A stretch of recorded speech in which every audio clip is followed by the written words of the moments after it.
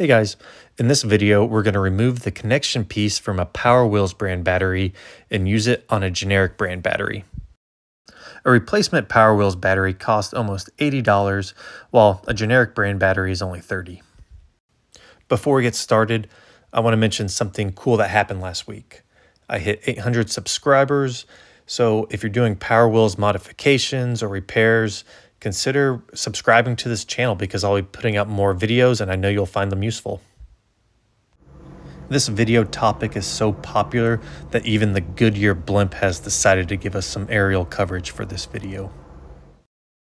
Materials that we'll need include wire cutters, wire crimpers, a flathead screwdriver, some 12 gauge wire, an inline fuse, or a resettable fuse. And don't forget your safety glasses. The reason that we need to add a fuse is because the stock Power Wheels battery has it built in. However, the generic battery does not, and you must add a fuse.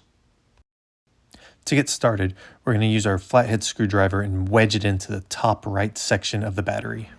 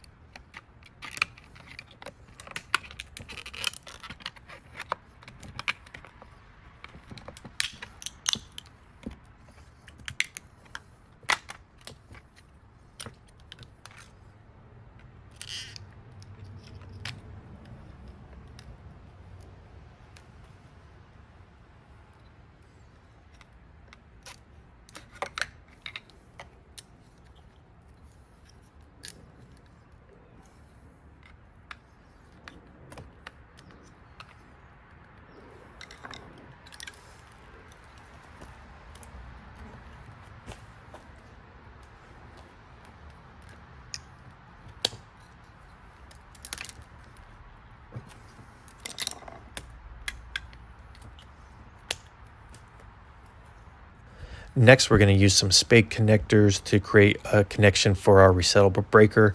It's better to use a resettable breaker than it is a fuse because if the fuse pops, then it's going to be a lot harder to push the Power Wheels home. I'll put a link for the breakers in the description of this video. Now, the stock Power Wheels battery does have a built-in thermal fuse of 30 amps, so I recommend a 30 amp fuse or breaker that we should add to our battery. The size or the amperage of the fuse needs to be sized correctly to the wires that are in the car, otherwise it will be useless and the wires themselves will be the breaker and catch on fire if there's too much amperage draw from the motors. As you just saw, the stock Power Wheels charger will fit and charge the generic battery. However, I recommend just getting a smart charger that will shut off once the battery's been fully charged. So if you watch the video, but you're thinking to yourself, nope, I'm not going to try to pry off the top of a Power Wheels battery, well then cut off the car's connection piece, take some extra 12 gauge wire and a lever snap connector and create a harness extension for your generic battery. The reason why I recommend making a harness extension is because the battery doesn't fit flush into the car, so it's going to move around a little bit when the kid drives. If this video was helpful, please take a moment to like the video, subscribe to this channel. And if you have any questions, feel free to put them in the comment section below, and I'll try to help you guys out.